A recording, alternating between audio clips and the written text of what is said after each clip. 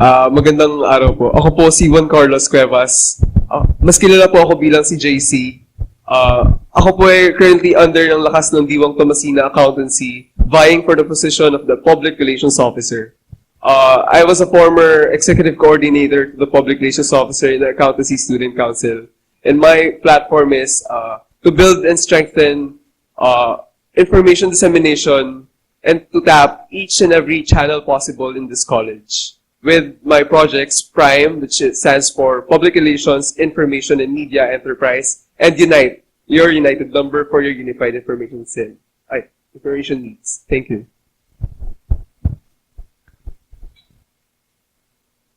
So, hi. Yung first question ko, please give us an assessment of this year's current PRO performance. And please do give us 2 strengths and 2 weaknesses. For fairness purposes, magbigay ka ng 2 sa dalawa. Yan. Alam naman po natin with the current Accountancy Student Council Public Relations Officer, for me po kasi, and from my observation, he has been very dedicated, very passionate, and very committed to his line of work, which is information dissemination and public relations. From that, two strengths niya is he can connect with the people, he knows the needs of the students well. Also, he can really communicate well with the student body. Second strength niya is his passion of service to the student body. Wala siyang pinipiling tao to serve. He does not pick a particular person to smile to. As much as possible, he connects with each and every AMBN. Well, if magsasite po ako ng dalawang weaknesses, and I don't want to be biased, pero I think po, he is too dedicated to work na hindi niya na po nakikita na nasasaktan na siya because he always show his strong side to the AMB community. Because as public relations officer, dapat niyang ipakita na he's strong, that he connects with the people. Second weakness niya is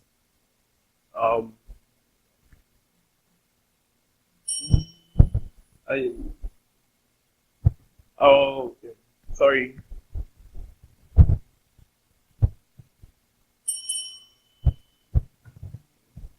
Follow-up question. So, nagbigay ka ng weaknesses, right? Or weakness, rather. So, any improvements to be done if you were gonna be the next year? That's why I'm running as the next public relations officer. With my projects PRIME and UNITE, PRIME is a comprehensive reform of the current system. Bakit comprehensive reform lang siya? Because we do not need to introduce new projects to the college, but we can build and strengthen from that project para mas ma-assure natin na we can improve and mas may disseminate tayo information to the whole college community. Follow-up question. You said, reinforce mo lang yung projects for this year's PRO. Pero for us orgs kasi, there's been a difference between project and duties. Do you think it's really necessary to put these projects of yours? Kasi for me, I just find it like a bit senseless na bakit kailangan gawin pang project, common naman na talagang kailangan gawin. Nag-focus po kasi ako ngayon sa responsibilities and duties ko as public relations officer if elected. Kasi po, as we all know, communication is a big part of every organization. Effective communication from there starts big projects, concerns, issues. Kasi if di naman well communicated yung projects mo with the student body, then medyo mag-fail yung projects mo. From that, we can have a 360-degree view on the concerns and needs of the students. And from that, pwede naman tayong gumawa ng projects. Hello po. Meron kasi kaming na-experience na yung mga posters kasi namin, kailangan mo nang i-approve ng ASC bago ma-post sa mga batch groups. Tapos may mga posters kaming mga orgs na since first sem, hindi pa rin na-release hanggang ngayon. So tapos na yung event, hindi pa rin siya napopost sa groups natin, sa batch groups. Paano mo may improve yun? Yun nga po, through my project PRIME, kasi po with PRIME, we plan to have different class officers, organizational public relations officers or representatives. And yun nga, may marketing and media team, wherein makikipag-usap po kami with the organizations. So, kasi po ang goal po namin ngayon with the next administration of the council is to have more student involvement, organizational involvement. You can know more about that project with Oreo or our secretary's project, operate, revamp, and emulsify with organizations. Thank you. Question. Sabi mo, parang may mga maghingi ka ng student involvement. So, syempre may mga batch representatives ka pa rin na. Paano mo pipiliin yung mga batch representatives mo? May process po siya. Ang bala ko po kasi dito is to have an executive board meeting, magsiset po kami ng standards as to credibility of the person sa bilang public relations officer because he will represent or he will be an ambassador of information. So I think we need to ensure na magaling yung mapipili naming public relations officer. Ina-assure. First question. For your project Unite, it states here that one number for the Accountancy Student Council that offers convenience and easy access to information to tailor the needs of the students. One number for how many students? I guess we're almost 5,000. Then, if you want to cater the needs of the students, how can you assure that those who are most in need are the one you will get the call? Example, 3 of us will call in that one single number. How will you assure that if you answered my call, I have the most of, I need you the most than them. I have already talked to a certain telecommunications company regarding that issue po. Kasi po ang magiging system po niya is through a computer po wherein magkakaroon ng different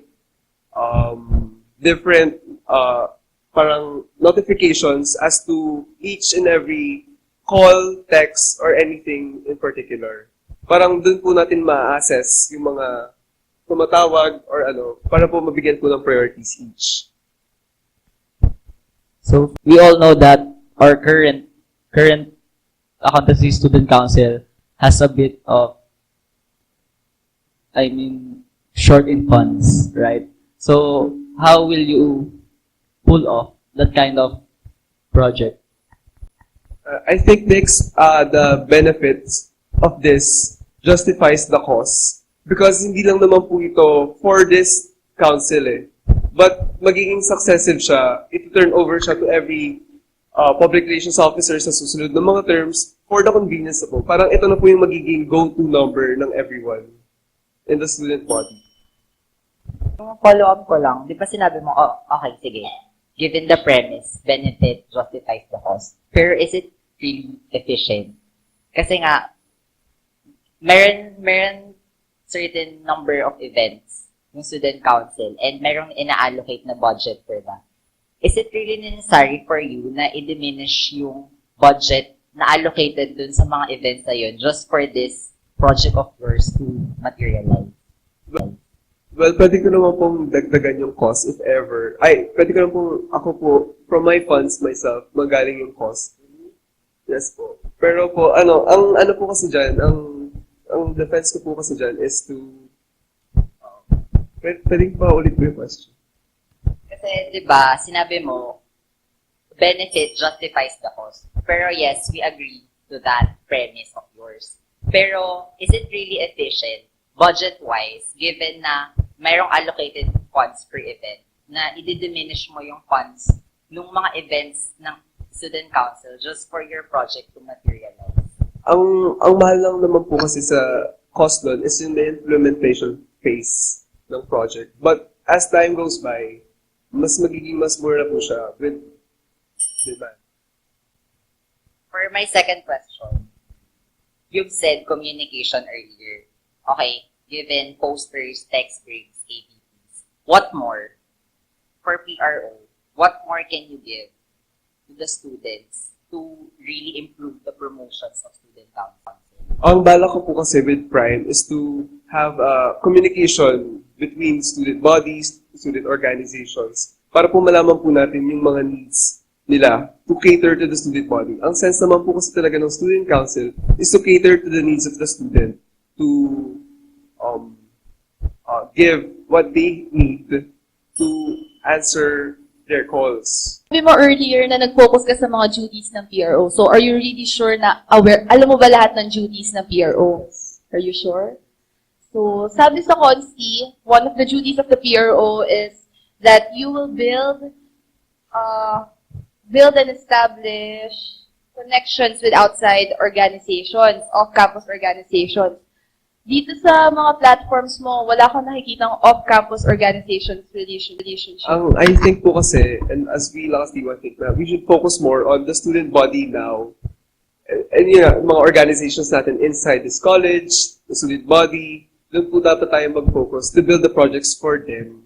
And mostly naman po kasi, ang napapansin ko naman po is dapat pahalagan po natin yung organizations natin inside, build the relationships with organizations sa student body, and mas i-prioritize po natin sila instead of outside organizations.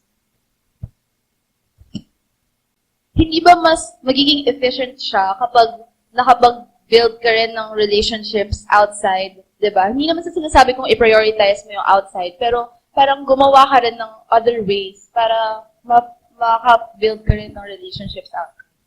Pwede naman po natin gawin yun. I think napaka-dynamic naman po ng ating job as student leaders. We can adapt to the different needs of the student as the need arises. But now, I think we should focus more on the current issues of this college.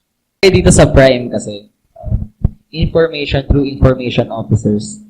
Correct me if I'm wrong.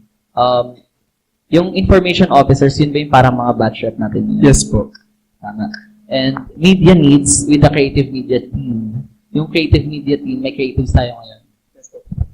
So, in what way, masasabi mo platform or magiging project mo pa to if meron na siya ngayon?